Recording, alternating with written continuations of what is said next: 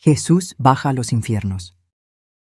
Cuando Jesús, dando un grito, exhaló su alma santísima, yo la vi como una forma luminosa, entró en la tierra al pie de la cruz. Muchos ángeles, entre los cuales estaba Gabriel, la acompañaban. Vi su divinidad estar unida con su alma y también con su cuerpo suspendido en la cruz. No puedo expresar cómo eso se efectuaba. El sitio donde entró el alma de Jesús estaba dividido en 3 partes. Eran como 3 mundos. Parecióme observar que eran de forma redonda y que cada uno de ellos tenía su esfera separada. Delante del limbo había un lugar más claro y más sereno. En él veo entrar las almas libres del purgatorio antes de ser conducidas al cielo. El limbo, donde estaban los que esperaban la redención, hallábase rodeado de una esfera parda y nebulosa, y dividido en muchos círculos. El Salvador, radiante de luz, era conducido en triunfo por los ángeles entre los 2 círculos. En el de la izquierda estaban los patriarcas anteriores a Abraham. En el de la derecha hallábanse las almas de los que habían vivido desde Abraham hasta San Juan Bautista. Cuando Jesús pasó así, no lo conocieron. Mas todo se llenó de gozo y de deseo, y hubo como una dilatación en esos lugares estrechos donde estaban apretados. Jesús pasó entre ellos como el aire, como la luz, como el rocío de la redención, más con la rapidez de un viento impetuoso. Penetró entre esos 2 círculos hasta un sitio cubierto de niebla, donde estaban Adán y Eva. Les hablaron, y ellos le adoraron con gozo indecible. El Señor, acompañado de los 2 primeros seres humanos, entró a la izquierda en el círculo de los patriarcas anteriores a Abraham. Era una especie de purgatorio. Entre ellos había malos espíritus que atormentaban e inquietaban el alma de algunos. Los ángeles llamaron y mandaron abrir, pues había una especie de puerta que estaba cerrada. Me pareció que los ángeles decían: «Abrid las puertas». Y Jesús entró en triunfo. Los malos espíritus se alejaron, gritando: «¿Qué hay entre tú y nosotros? ¿Qué vienes a hacer aquí? ¿Quieres crucificarnos?». Los ángeles los encadenaron y los echaron delante. Las almas que estaban en ese lugar no tenían más que un leve presentimiento y un conocimiento oscuro de Jesús. El Salvador se presentó a ellas y cantaron sus alabanzas. El alma del Señor, hacia el limbo propiamente, encontró el alma del buen ladrón conducida por los ángeles al seno de Abraham, y la del mal ladrón que los demonios llevaban a los infiernos. El alma de Jesús, acompañada de los ángeles, de las almas libertadas y de los malos espíritus cautivos, entró en el seno de Abraham. Ese lugar me pareció más elevado, como cuando se sube de una iglesia subterránea a la iglesia superior. Los demonios encadenados resistían y no querían entrar, mas los ángeles les obligaron a ello. Allí se encontraron todos los santos israelitas. A la izquierda, los patriarcas, Moisés, los jueces y los reyes. A la derecha, los profetas, los simos antecesores de Jesús y sus parientes, como Joaquín, Ana, José, Zacarías, Isabel y Juan. No había malos espíritus en ese lugar. La sola pena que en él se padecía era el deseo ardiente del cumplimiento de la promesa, el cual estaba satisfecho. Una alegría y felicidad indecibles entraron en esas almas, que saludaron y adoraron al Redentor. Algunos de ellos fueron enviados sobre la tierra para tomar momentáneamente sus cuerpos y dar testimonio de Jesús. Entonces fue cuando tantos, muertos, se aparecieron en Jerusalén. Se me aparecieron como cadáveres errantes, y depusieron otra vez sus cuerpos en la tierra, como un enviado de la justicia deja su capa de oficio cuando ha cumplido con la orden de sus superiores. Después, vi a Jesús, con su acompañamiento triunfal, entrar en una esfera más profunda, donde se encontraron los paganos piadosos que habían tenido un presentimiento de la verdad y la desearon. Había entre ellos malos espíritus, pues tenían ídolos. Vi a los demonios obligados a confesar su fraude, y esas almas adoraron al Señor con grande alegría. Los demonios fueron encadenados y llevados cautivos.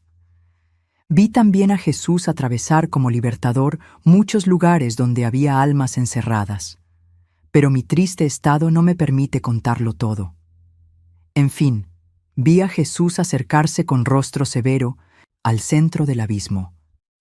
El infierno se me apareció bajo la forma de un edificio inmenso, tenebroso, alumbrado con una luz metálica. A su entrada había enormes puertas negras con cerraduras y cerrojos. Un aullido de horror se elevaba sin cesar. Las puertas se hundieron y apareció un mundo horrible de tinieblas. La celestial Jerusalén se me aparece ordinariamente como una ciudad donde las moradas de los bienaventurados se presentan bajo la forma de palacios y de jardines llenos de flores y de frutos maravillosos, según su condición de beatitud. Lo mismo aquí, creí ver un mundo entero, una reunión de edificios y de habitaciones muy complicadas. Pero en las moradas de los bienaventurados todo está formado bajo una ley de paz infinita, de armonía eterna. Todo tiene por principio la beatitud, en lugar de que en el infierno todo tiene por principio la ira eterna, y discordia y la desesperación. En el cielo son edificios de gozo y de adoración, jardines llenos de frutos maravillosos que comunican la vida. En el infierno son prisiones y cavernas, desiertos y lagos llenos de todo lo que puede excitar el asco y el horror. La eterna y terrible discordia de los condenados. En el cielo todo es unión y beatitud de los santos. Todas las raíces de la corrupción y del error producen en el infierno dolor y el suplicio en número infinito de manifestaciones y de operaciones. Cada condenado tiene siempre presente este pensamiento, que los tormentos a que están entregados son el fruto natural y necesario de su crimen. Pues todo lo que se ve y se siente de horrible en este lugar no es más que la esencia, la forma interior del pecado descubierta, de esa serpiente que devora a los que la han mantenido en su seno. Todo esto se puede comprender cuando se ve, mas es casi imposible expresarlo con palabras. Cuando los ángeles echaron las puertas abajo, fue como un mar de imprecaciones, de injurias, de aullidos y lamentos. Algunos ángeles arrojaron a ejércitos enteros de demonios. Todos tuvieron que reconocer y adorar a Jesús, y este fue el mayor de sus suplicios. Muchos fueron encadenados en un círculo que rodeaba otros círculos concéntricos. En el medio del infierno había un abismo de tinieblas. Lucifer fue precipitado en él encadenado, y negros vapores se extendían sobre él. Todo esto se hizo según ciertos arcanos divinos. Él sabía que Lucifer debe ser desencadenado por algún tiempo. 50 o 60 años antes del año 2000 de Cristo, si no me equivoco. Otros muchos nombres de que no me acuerdo fueron designados. Algunos demonios deben quedar sueltos antes para castigar y tentar al mundo. Algunos han sido desencadenados en nuestros días, otros lo serán pronto. Me es imposible contar todo lo que me ha sido mostrado. Es demasiado para que yo pueda coordinarlo. Además, estoy muy mala. Y cuando hablo de esos objetos, se representa delante de mis ojos, y su vista podría hacerme morir. Vi multitud innumerables de almas rescatadas se elevan del purgatorio y del limbo detrás del alma de Jesús, hasta un lugar de delicias debajo de la Jerusalén celestial. Ahí he visto, hace poco tiempo, a uno de mis amigos que ha muerto. El alma del buen ladrón vino, y vio al Señor en el paraíso según su promesa. No puedo decir cuánto duró todo eso y en qué tiempo. Hay muchas cosas que yo no comprendo. Hay otras que serán mal entendidas si las contara. He visto al Señor en diferentes puntos, sobre todo en el mar. Parecía que santificaba y liberaba toda la creación. Por todas partes, los malos espíritus huían delante de él y se precipitaban en el abismo. Vi también su alma en diferentes sitios de la tierra. La vi aparecer en el interior del sepulcro de Adán, debajo del Gólgota. Las almas de Adán y de Eva vinieron con él, y les habló. Lo vi visitar con ellas los sepulcros de muchos profetas, cuyas almas vinieron a juntarse con él sobre sus huesos. Después, con esas almas, entre las cuales estaba David, Lo vi aparecerse en muchos sitios señalados con alguna circunstancia de su vida, explicándoles con amor inefable las figuras de la ley antigua y su cumplimiento. Esto es lo poco que puedo recordar de mis visiones sobre la bajada de Jesús a los infiernos y la libertad de las almas de los justos. Pero además de este acontecimiento cumplido en el tiempo, vi una figura eterna de la misericordia que ejerce hoy con las pobres almas. Cada aniversario de este día echa una mirada libertadora en el purgatorio. Hoy mismo, en el momento en que he tenido esta visión, ha sacado del purgatorio las almas de algunas personas que tuvieron pecado cuando su crucifixión. Hoy he visto la libertad de muchas almas conocidas y no conocidas, mas no las nombraré. El descendimiento de Jesús a los infiernos es la plantación de un árbol de gracia destinada a comunicar sus méritos a las almas que padecen. La redención continua de esas almas es el fruto que da este árbol en el jardín espiritual de la Iglesia. La Iglesia militante debe cuidar ese árbol y recoger sus frutos para comunicarlos a la Iglesia paciente, que no puede hacer nada por sí misma. Lo mismo sucede con todos los méritos de Cristo. Para participar de ellos, hay que trabajar para Él. Debemos comer nuestro pan con el sudor de nuestra frente. Todo lo que Jesús ha hecho por nosotros en el tiempo da frutos eternos, pero hay que cultivarlos y recogerlos en el tiempo. Si no, no podremos gozar de ellos en la eternidad. La Iglesia es un padre de familia. Su año es el jardín completo de todos los frutos eternos en el tiempo. Hay en un año bastante de todo para todos. Desgraciados los jardineros perezosos e infieles si dejan perder una gracia que hubiera podido curar a un enfermo, fortificar a un débil, satisfacer a un hambriento. Darán cuenta de la más insignificante hierbecita el día del juicio. La noche antes de la resurrección. Cuando se acabó el sábado, Juan vino con las santas mujeres, lloró con ellas y las consoló. Se fue poco después. Entonces Pedro y Santiago el menor vinieron a verlas con la misma intención, pero estuvieron poco con ellas. Las santas mujeres en sus mantos y otra vez su dolor sentándose en la ceniza. Mientras la Virgen Santísima oraba, interiormente, llena de un ardiente deseo de ver a Jesús, un ángel vino a decirla que fuera a la pequeña puerta de Nicodemo, porque el Señor estaba cerca. El corazón de María se inundó de gozo, se envolvió en su manto y dejó a las santas mujeres sin decir a nadie nada. La vi ir deprisa a la puerta pequeña de la ciudad por donde había entrado con sus compañeras al volver del sepulcro. Podían ser las 9 de la noche. La Virgen se acercaba a pasos precipitados hacia la puerta cuando la vi pararse en un sitio solitario. Miró a lo alto de la muralla de la ciudad, y el alma del Salvador, resplandeciente, bajó hasta María, acompañada de una multitud de almas de patriarcas. Jesús, volviéndose hacia ellos y mostrando a la Virgen, dijo: «María, mi madre». Pareció que la abrazaba y desapareció. La Virgen se arrodilló y besó la tierra en el sitio donde había aparecido. Sus rodillas y sus pies quedaron impresos sobre la piedra, y se volvió llena de un consuelo inefable a las santas mujeres, que encontró ocupadas en preparar ungüentos y aromas. No les dijo lo que había visto, pero sus fuerzas se habían renovado. Consoló a las otras y las fortaleció en la fe. Cuando María volvió, vi a las santas mujeres cerca de una mesa larga, cubierta con un paño que llegaba al suelo. Encima había muchos manojos de hierbas que ellas arreglaban, mezclándolas, botes de bálsamo y agua de nardo, y además flores, frescas, entre las cuales había, me parece, una iris rayada y una azucena.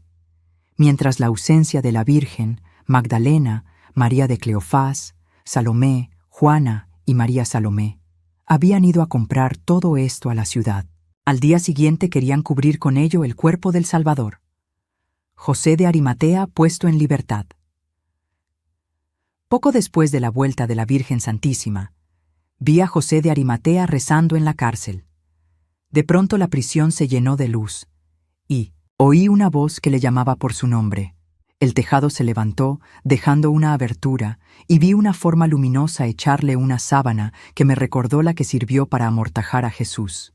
José la tomó con ambas manos, y se dejó levantar hasta la abertura, que cerró detrás de él. Cuando llegó a lo alto de la torre, la aparición desapareció. No sé si fue el Salvador o un ángel quien lo libertó. Siguió la muralla hasta Sin, cerca del cenáculo, que estaba en la inmediación de la meridional de Sión. Entonces bajó y llamó en el cenáculo. Los discípulos juntos habían cerrado la puerta. Estaban muy afligidos por la desaparición de José, creyendo que lo habían echado en una cloaca, así porque se había corrido la voz. Cuando le vieron entrar, su alegría fue grande, como más tarde cuando San Pedro fue libertado de la prisión. Contó lo que le había sucedido, le dieron de comer y tributaron gracias a Dios. Él salió de Jerusalén por la noche y se fue a Arimatea, su patria. Volvió, sin embargo, cuando supo que ya no corría peligro. Vi también al fin del sábado a Caifás y a otros sacerdotes hablar con Nicodemo en su casa. Le hicieron muchas preguntas con benevolencia fingida. Estuvo firme en su fe, defendió siempre la inocencia de Jesús y ellos se retiraron. La noche de la resurrección.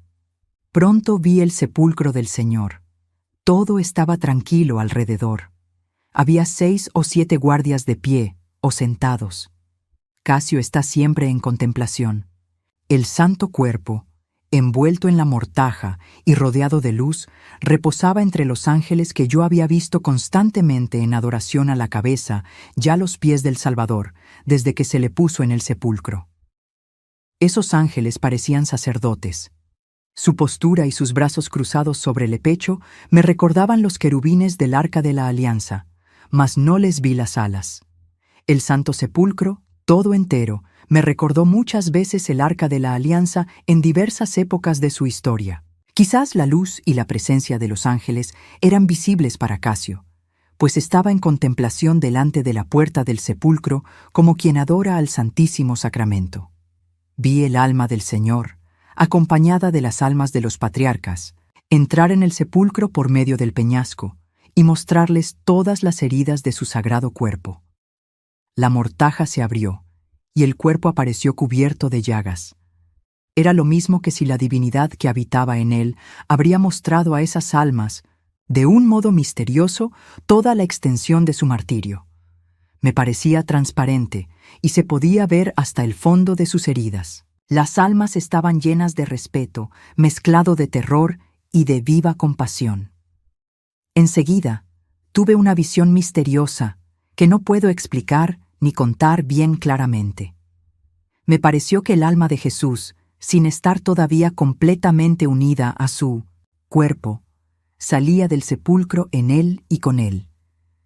Me pareció ver a los 2 ángeles que adoraban a las extremidades del sepulcro levantar el sagrado cuerpo desnudo, cubierto de heridas, y subir hasta el cielo en medio de la roca que se conmovía. Jesús parecía presentar su cuerpo lacerado delante del trono de su Padre Celestial, en medio de los coros innumerables de ángeles prosternados. Quizás así como las almas de los profetas entraron momentáneamente en sus cuerpos después de la muerte de Jesús, sin volver a la vida en realidad, pues se separaron de nuevo sin el menor esfuerzo. En ese momento hubo una conmoción en la peña. 4 de los guardias habían ido por algo a la ciudad. Los otros 3 cayeron casi sin conocimiento. Atribuyeron eso a un temblor de tierra.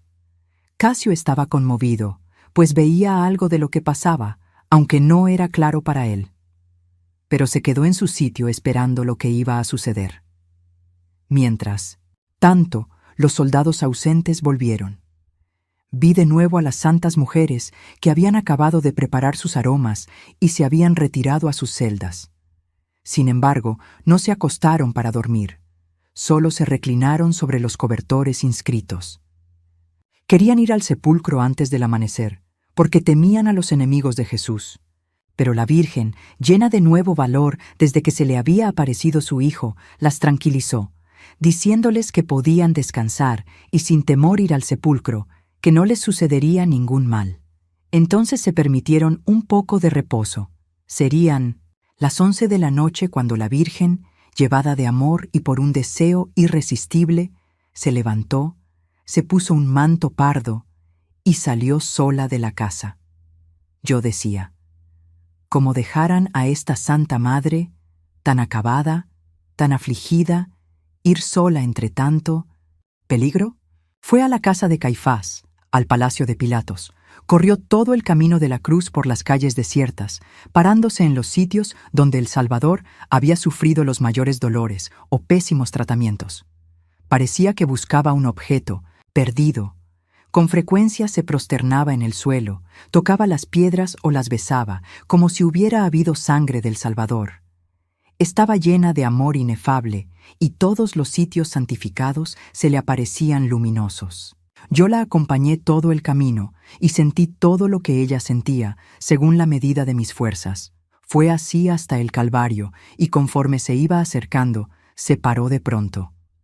Vi a Jesús con su sagrado cuerpo aparecerse delante de la Virgen, precedido de un ángel, teniendo a ambos lados a los 2 ángeles del sepulcro, y seguido de una multitud de almas libertadas. El cuerpo de Jesús estaba resplandeciente. Yo no veía en él ningún movimiento, pero salió de él una voz que anunció a su madre lo que había hecho en el limbo, y le dijo que iba a resucitar ya venir a ella con su cuerpo transfigurado, que debía esperarle cerca de la piedra donde se había caído en el Calvario. La aparición se dirigió del lado de la ciudad, y la Virgen se fue a arrodillar al sitio que le había sido designado. Podía ser medianoche, porque la Virgen había estado mucho tiempo en el camino de la cruz. Vi al Salvador con su escolta celestial seguir el mismo camino. Todo el suplicio de Jesús fue mostrado a las almas con las menores circunstancias. Los ángeles reconocieron todas las partes de su sustancia sagrada que le habían sido arrancadas del cuerpo. Me pareció después que el cuerpo del Señor reposaba otra vez en el sepulcro, y que los ángeles le restituían de un modo misterioso todo lo que los verdugos y los instrumentos del suplicio le habían arrancado.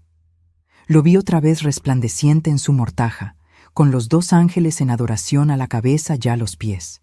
No puedo expresar cómo sucedió todo eso, pues no lo alcanza nuestra razón. Además, lo que me parece claro e inteligible cuando lo veo, se vuelve oscuro cuando quiero expresarlo con palabras. Cuando el cielo comenzó a relucir al oriente, vi a Magdalena, María, hija de Cleofás, Juana Chuza y Salomé, saliendo del cenáculo envueltas en sus mantos. Llevaban aromas, y una de ellas, una luz encendida, pero oculta debajo de sus vestidos. Las vi dirigirse tímidamente hacia la puerta de José de Arimatea. Resurrección del Señor. Vi como una gloria resplandeciente entre 2 ángeles vestidos de guerreros. Era el alma de Jesús que, penetrando por la roca, vino a unirse con su cuerpo santísimo. Vi los miembros se mueven, y el cuerpo del Señor, unido con su alma y con su divinidad, saliendo de su mortaja, radiante de luz. Me pareció que en el mismo instante una forma monstruosa salió de la tierra, de debajo de la peña. Tenía cola de serpiente, cabeza de dragón, que levantaba contra Jesús. Me parece que además tenía cabeza humana. Vi en la mano del Salvador, resucitado, una bandera flotante. Pisó la cabeza del dragón y pegó 3 golpes en la cola con su palo. Después, el monstruo desapareció. He visto con frecuencia esta visión en la resurrección y he visto una serpiente igual, que parecía emboscada en la concepción de Jesús. Me recordé la serpiente del paraíso, todavía era más horrorosa.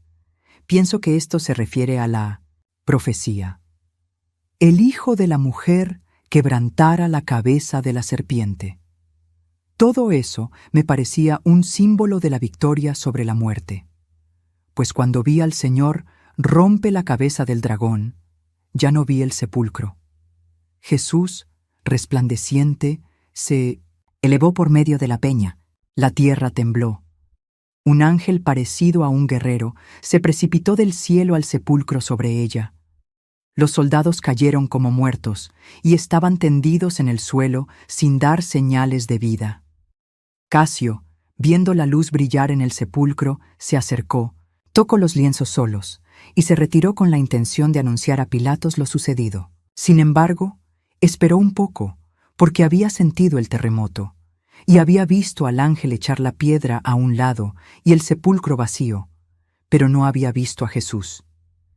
En el momento en que el ángel entró en el sepulcro y la tierra tembló, el Salvador resucitado se apareció a su madre en el Calvario.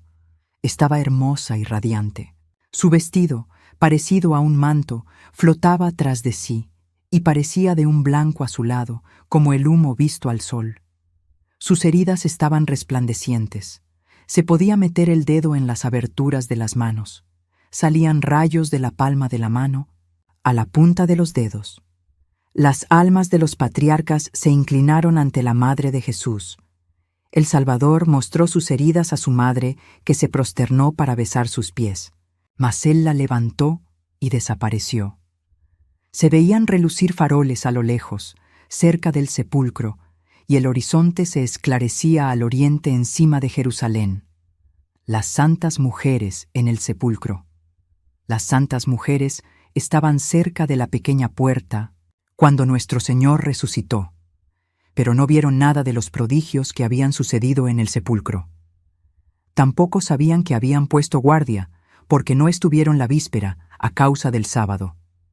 Se preguntaban entre sí con inquietud: ¿quién nos levantará la piedra de la entrada? Querían echar agua de nardo y aceite odorífero sobre el cuerpo de Jesús, con aromas y flores. Querían ofrecer al Señor lo más precioso que habían podido encontrar para honrar su sepultura. La que había llevado más cosas era Salomé. No era la madre de Juan, sino una mujer rica de Jerusalén, parienta de San José. Resolvieron poner sus aromas sobre la piedra y esperar que algún discípulo viniera a levantarla. Los guardias estaban tendidos en el suelo como atacados de una apoplejía. La piedra estaba echada a la derecha, de modo que se podía abrir la puerta sin dificultad. Los lienzos que habían servido para envolver el cuerpo de Jesús estaban sobre el sepulcro. La grande sábana estaba en su sitio, pero con los aromas solo. Las vendas estaban sobre el borde anterior del sepulcro. Los paños con que María había envuelto la cabeza de su hijo, en el mismo sitio. Vi a las santas mujeres acercarse al huerto. Cuando vieron los faroles y los soldados tendidos alrededor del sepulcro, tuvieron miedo y se alejaron un poco. Pero Magdalena, sin pensar en el peligro, entró precipitadamente en el huerto y Salomé la siguió a cierta distancia. Las otras dos, menos resueltas, se quedaron a la puerta. Magdalena, al acercarse a los guardias, tuvo miedo y se volvió con Salomé, y las dos juntas, pasando entre los soldados tendidos en el suelo, entraron en la gruta del sepulcro. Vieron la piedra quitada, pero las puertas estaban cerradas. Magdalena las abrió llena de emoción y vio apartados los lienzos. El sepulcro estaba resplandeciente y un ángel estaba sentado a la derecha sobre la piedra. No sé si Magdalena oyó las palabras del ángel, mas salió perturbada del huerto y rápidamente corrió a donde estaban reunidos los discípulos.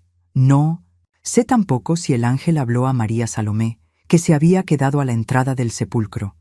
La vi salir muy deprisa del huerto detrás de Magdalena y reunirse a las otras dos mujeres, anunciándoles lo que había sucedido. Se llenaron de sobresalto y de alegría al mismo tiempo, y no se atrevieron a entrar en el huerto. Casio, que había esperado un rato alrededor, pensando quizás ver a Jesús, fue a contarlo todo a Pilatos. Al salir, dijo a las santas mujeres todo lo que había visto, y las exhortó a que fueran a asegurarse por sus propios ojos. Ellas se animaron y entraron en el huerto. Estando en la entrada del sepulcro, vieron dos ángeles vestidos de blanco con trajes sacerdotales. Las mujeres se asustaron y cubriendo los ojos con las manos, se prosternaron hasta el suelo. Pero un ángel les dijo que no tenían miedo, que no buscaran al crucificado, porque había resucitado y estaba lleno de vida. Les enseñó el sitio vacío.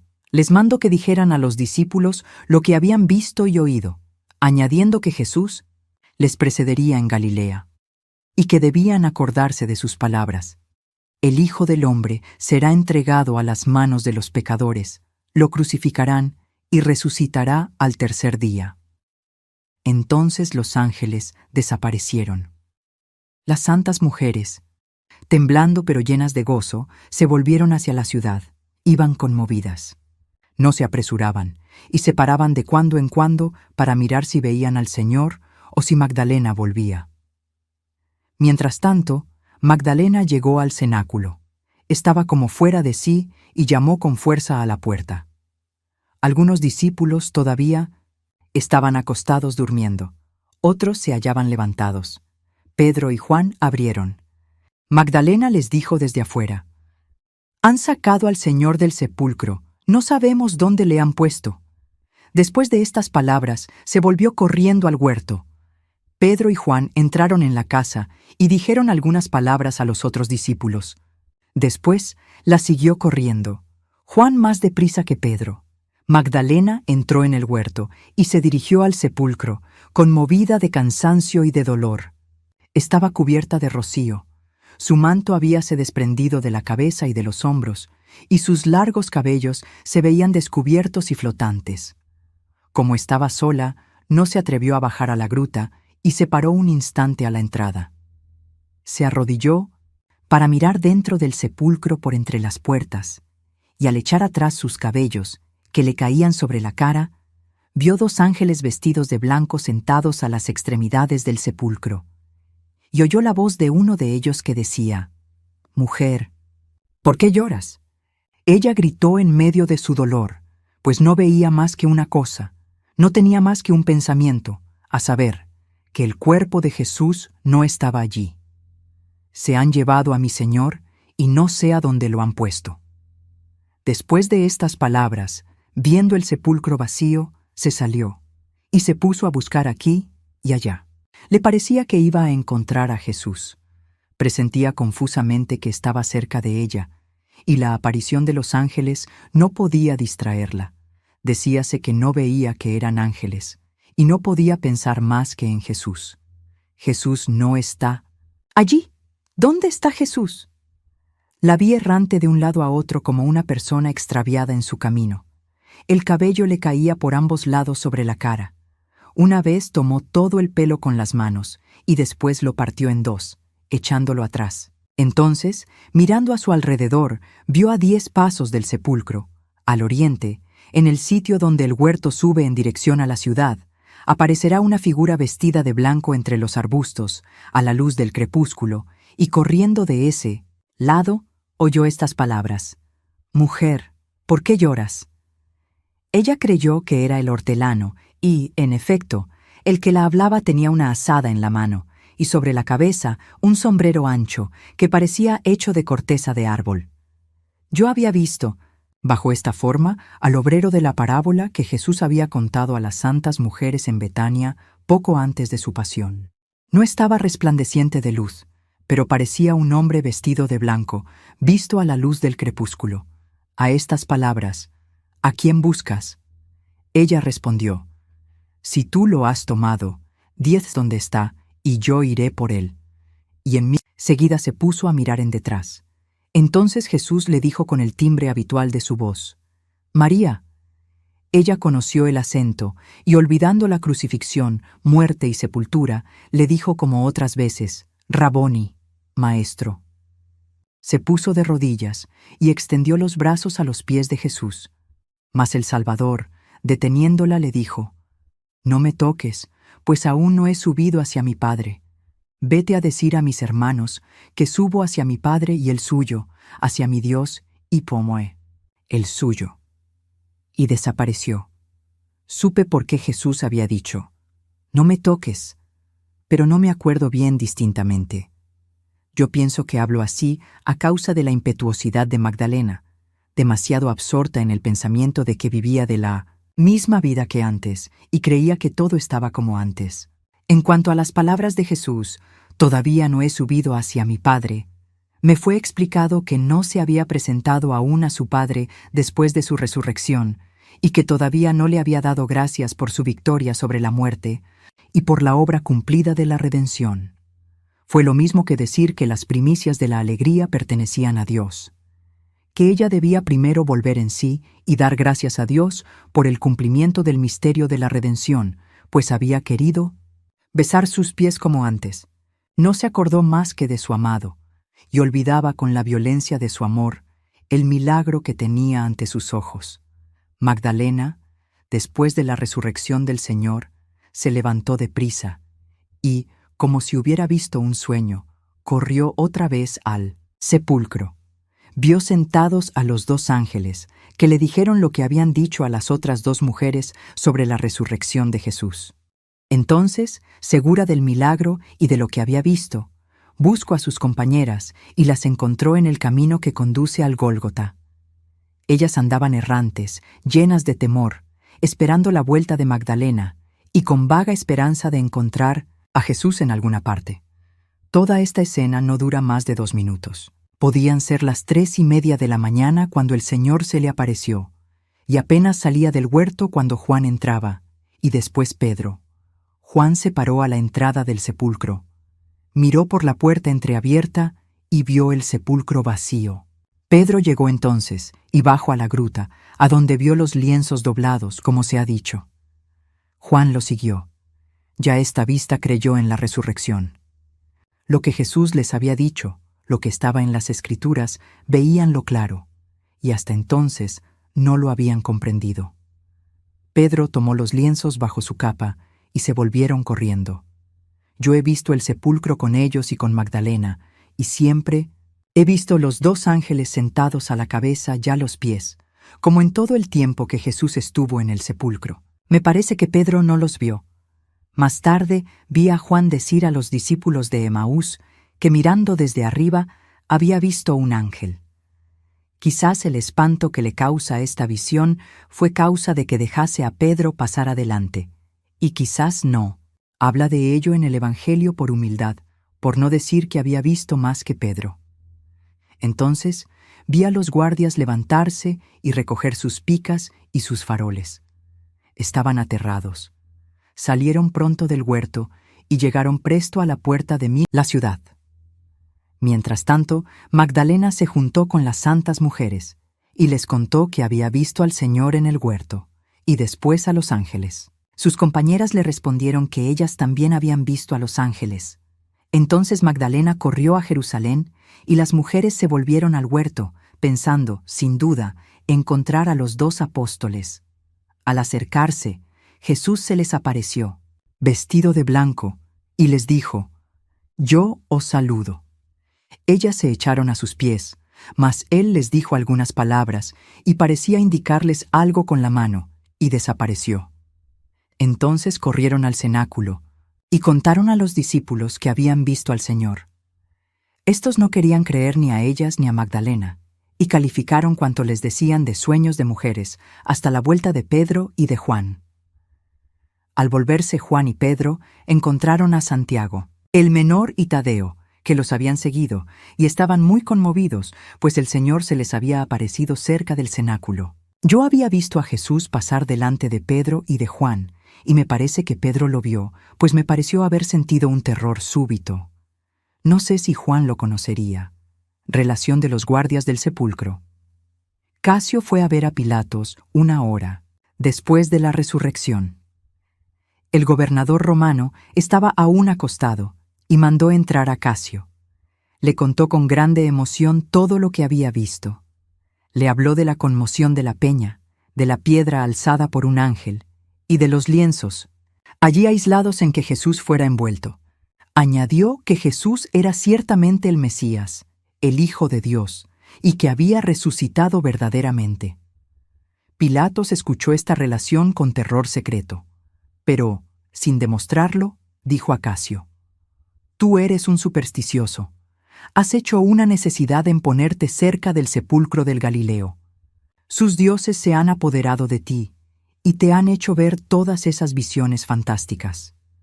Te aconsejo que no cuentes eso a los príncipes de los sacerdotes, porque podría costarte caro».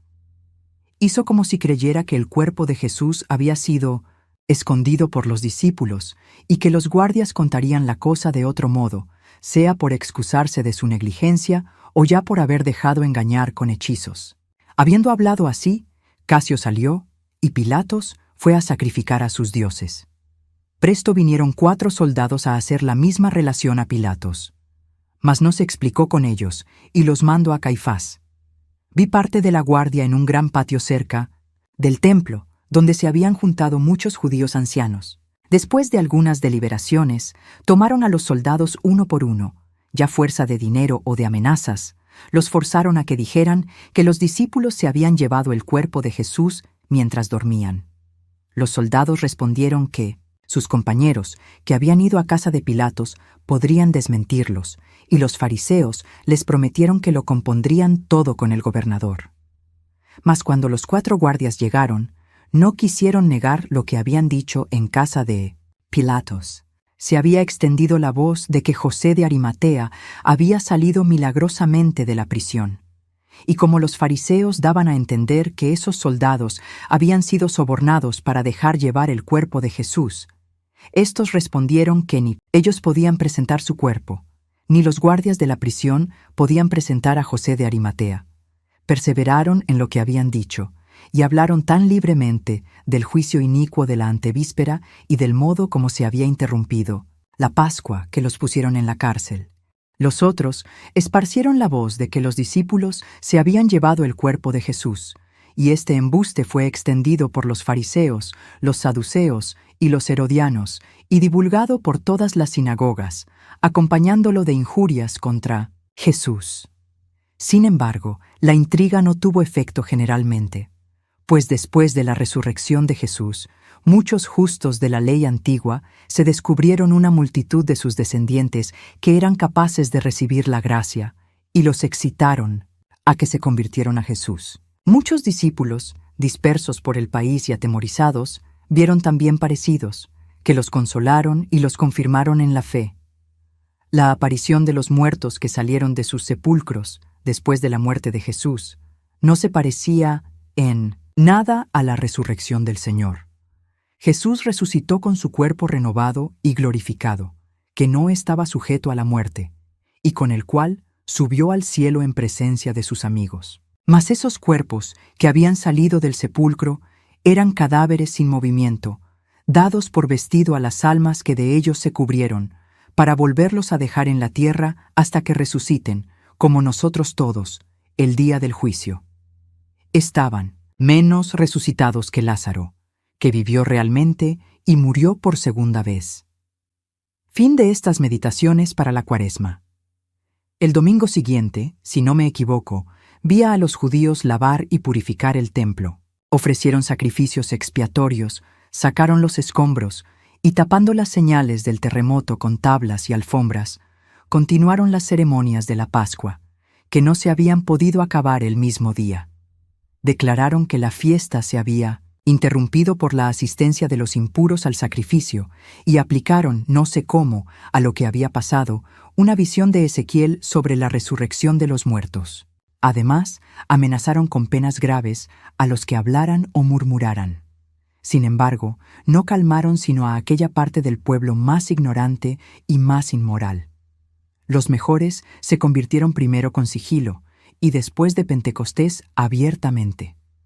Los príncipes de los sacerdotes perdieron una gran parte de su osadía al ver la rápida propagación de la doctrina de Jesús.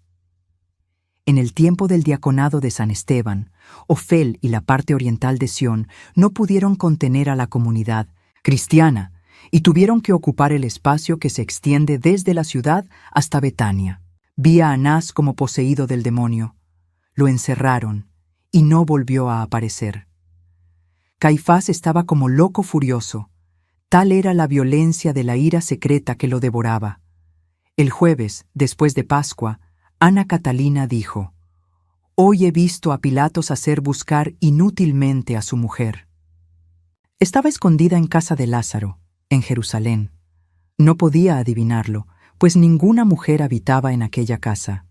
Esteban, que no era conocido por discípulo, le llevaba la comida y las noticias de fuera. Esteban era primo de Pablo, ambos hijos de 2 hermanos. Aquí concluye la época 11, con la dolorosa pasión de nuestro Señor Jesucristo, cuya redacción fue estimada desde el 18 de febrero hasta el 6 de abril de 1823.